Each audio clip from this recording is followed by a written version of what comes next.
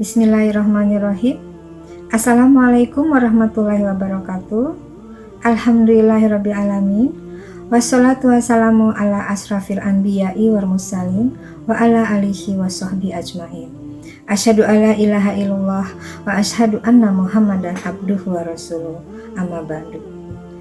Bapak dan Ibu serta adik-adik mahasiswa yang dirahmati Allah, tak henti-hentinya segala puji dan syukur kita panjatkan ke Allah Subhanahu wa Ta'ala, bahwa pada hari ini kita semua dalam kondisi sehat walafiat. Tak lupa sholawat dan salam kita curahkan pada Nabi besar Muhammad Sallallahu Alaihi Wasallam beserta keluarganya, sahabatnya, dan umatnya hingga akhir zaman. Bapak dan Ibu serta adik-adik mahasiswa, pada bulan suci Ramadan yang penuh berkah ini, kita mengalami hal yang tidak biasa, yaitu social distancing atau physical distancing dalam menghadapi pandemi COVID-19 ini. Tentunya sangat dimaklumi bahwa kita semua saat ini dalam kondisi cemas, sedih, gelisah, dan selalu berharap-harap kapan kondisi ini akan berakhir. Namun, dalam kondisi ini, kita banyak sekali mendapatkan hikmah dari situasi seperti ini. Kita juga bisa banyak mendapatkan pembelajaran. Apa saja? Yang pertama adalah kita belajar menyesuaikan diri. Menyesuaikan diri dari hal-hal yang biasa kita lakukan sehari-hari. Kita harus keluar dari kondisi seperti itu. Contohnya, biasanya Bapak dan Ibu pergi kerja setiap hari, kemudian mengantarkan anak-anak sekolah, menitipkan mereka kepada gurunya. Juga adik-adik mahasiswa biasa pergi ke kampus, belajar bersama di sana. Sekarang itu tidak bisa dilakukan lagi. Begitu juga dengan Bapak dan Ibu yang terbiasa pergi belanja atau ke mall, sekarang juga tidak bisa dilakukan lagi. Kita juga bisa belajar atau memahami bagaimana anak-anak kita sekarang. Selama ini kita tahunya mereka belajar di sekolah. Sekarang kita bisa menyesuaikan diri menjadi ibu di rumah, menjadi guru di rumah dengan tetap bekerja urusan-urusan kantor kita. Kita juga mulai bisa belajar menyesuaikan diri dengan kehidupan keluarga kita. Yang mungkin selama ini kita bertemu dengan suami atau istri adalah sore hari. Sekarang dari pagi sampai malam kita bertemu dengan mereka. Dalam kondisi sebagai orang tua atau sebagai suami atau istri, sebagai anak-anak kita, tapi juga mereka tetap bekerja, kuliah, dan juga tetap belajar di rumah. Ini adalah kondisi yang tidak biasa. Namun, nampaknya kita cukup berhasil mengatasi kondisi ini. Yang kedua, kita adalah harus atau kita juga belajar mengontrol diri kita. Seperti apa misalnya? Misalnya, kita sebagai makhluk sosial memang selalu ingin bertemu sama teman-teman kita. Ketika kita jenuh di rumah, kita pergi keluar, bertemu dengan teman-teman. Kali ini tidak bisa juga kita lakukan. Kali ini kita harus bisa mengontrol diri kita, mampu untuk menjaga hal itu dengan tetap di rumah saja. Lakukan hal-hal yang mungkin bisa kita bertemu melalui WA, melalui Instagram dan sebagainya, tetapi tidak bertemu secara fisik. Ini juga butuh suatu pengontrolan diri, belajar menahan diri, belajar untuk menahan dan tidak selalu apa yang kita inginkan itu bisa kita lakukan.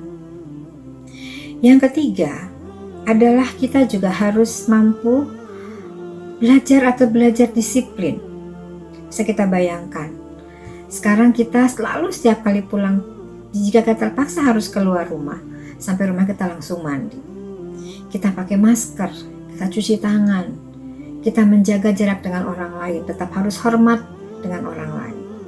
Kemudian juga kita harus disiplin kalau kita kerja di rumah, berapa jam kita punya waktu untuk bersama keluarga, dan berapa jam kita punya waktu untuk bekerja. Itu juga harus kita disiplin, agar kita mampu menyelesaikan pekerjaan kita dengan tetap baik dua-duanya. Bekerja bisa menjadi ibu rumah tangga atau bapak, atau menjadi mahasiswa, atau menjadi anak juga tetap bisa di rumah. Itu juga butuh disiplin diri dalam mengatur waktu, dalam mengatur diri. Nah, itu juga tadi merupakan suatu pengontrolan diri kita. Kemudian yang keempat, kita juga bisa belajar berempati. Kita sebagai ibu sekarang mulai merasakan bahwa sulitnya anak-anak menghadapi tugas-tugas di sekolah. Kita juga bisa memahami juga bagaimana suami kita bekerja. Ternyata bukan hal yang mudah pekerjaan suami kita atau pekerjaan istri-istri kita. Kemudian kita juga bisa memahami bahwa ternyata di antara kita itu juga banyak orang yang mengalami kesulitan. Pembelajaran yang berikutnya adalah kita belajar berempati. Berempati terhadap siapa?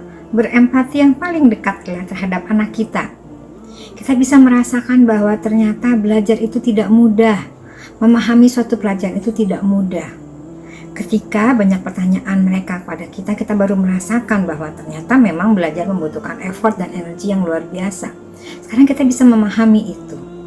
Kemudian kita juga bisa berempati pada suami kita, yang selama ini kita tahu setiap pagi mereka pergi, kemudian bekerja, kita tidak tahu persis pekerjaannya seperti apa. Sekarang kita jadi bisa memahami bahwa tidak mudah pekerjaan suami kita atau istri-istri kita. Kita juga bisa memahami ketika anak kita pergi keluar untuk belajar, dan mungkin biasanya kita marah, sekarang kita paham bahwa ternyata memang mereka harus berkelompok. Sekarang dengan tidak boleh berkelompok, mereka betul-betul belajar bagaimana caranya bisa mengatasi itu sendiri. Semua ini bisa memberikan pelajaran pada kita untuk bisa kita memahami orang lain yang ada di sekitar kita, yang dekat-dekat dengan kita. Ini adalah suatu pembelajaran yang tidak biasa, namun ini memberikan pembelajaran yang luar biasa kepada kita semua. Berikutnya adalah pembelajaran tentang berbagi. Seperti kita ketahui bahwa dalam kondisi seperti ini, banyak sekali di antara kita yang tidak seberuntung kita. Mungkin mereka sangat kekurangan, mereka kehilangan pekerjaan, mereka yang berpenghasilan sehari-hari dari pekerjaan rutin yang dilakukan sehari-hari, yang saat ini tidak mungkin dia lakukan. Pada saat ini adalah kesempatan kita untuk berbagi, menyisihkan rezeki kita sebagian untuk mereka, agar mereka juga bisa menikmati hal yang sama dengan kita, untuk sama-sama kita bisa nikmati. Ini saat ini sedang berlomba-lomba berbagi, Unisba Berbagi juga sudah ada. Tentu saja kita manfaatkan kesempatan ini untuk bisa kita berbagi. Dan ini adalah memberikan pahala yang luar biasa. Berikutnya yang terakhir adalah bahwa kita juga harus menjadi sahabat dengan kondisi ini. Jadi kondisi ini itu tidak boleh kita hindari, tidak boleh kita lawan, kemudian kita menjadi gelisah, kita menjadi marah. Tetapi justru dalam kondisi ini kita betul-betul harus menikmati, mensyukuri, belajar dari berbagai macam hal.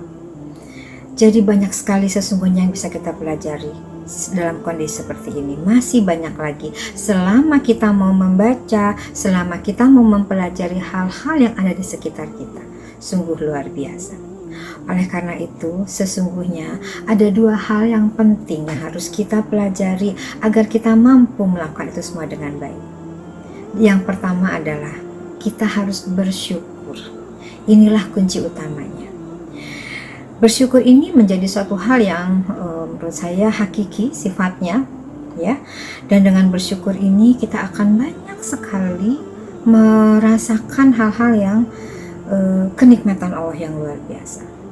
Dalam Al-Quran Ibrahim ayat 7 dijelaskan bahwa dan ingatlah ketika rohmu memaklumkan. Sesungguhnya jika kamu bersyukur, niscaya Allah akan menambah nikmat kepadamu. Tetapi jika kamu mengingkari nikmatku, maka pasti azabku sangat berat. Oleh karena itu, Bapak dan Ibu serta adik-adik mahasiswa yang dirahmati Allah, bersyukur adalah kunci dari segalanya.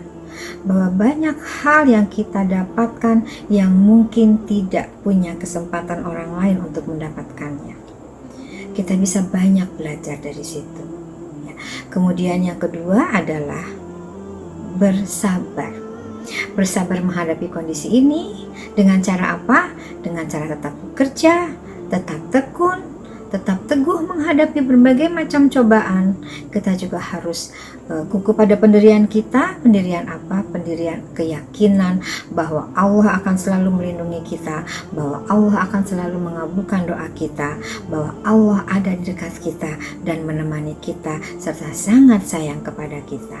Oleh karenanya, kata-kata sabar ini, perintah sabar ini lebih dari 103 ayat yang membahas masalah ini dalam Al-Quran. Bahwa bersabar itu menjadi kunci sukses kita agar kita bisa menjadi pribadi yang lebih unggul, menjadi pribadi yang berkualitas. Dalam suratnya, dalam ayat Al-Quran dikatakan bahwa sabar merupakan sifat dan perilaku yang mendasar yang harus dimiliki oleh setiap umat manusia untuk dapat meningkatkan kualitas hidup, termasuk di dalamnya adalah kualitas mental, moral, maupun spiritual. Dalam surat Al-Baqarah ayat 155 dinyatakan bahwa dan sungguh akan kami uji kamu dengan sedikit ketakutan, kelaparan, kekurangan harta, jiwa dan buah-buahan, dan sampaikanlah kabar gembira kepada orang-orang yang sabar. Oleh karena itu, dua kunci sukses kita menghadapi kondisi ini, dan insya Allah kita akan selamat. Dan yakinlah, jika keluar dari kondisi ini sudah selesai, maka kita akan menjadi pribadi yang lebih berkualitas dengan meningkatkan atau menjadi pribadi yang lebih sabar, lebih banyak bersyukur, dan tentu saja menjadi pribadi yang lebih dewasa dan berbahagia. Demikian Bapak, Ibu, dan adik-adikku, mudah-mudahan bermanfaat. Selamat berbuka puasa. Billahi taufiq wal hidayah. Assalamualaikum warahmatullahi wabarakatuh.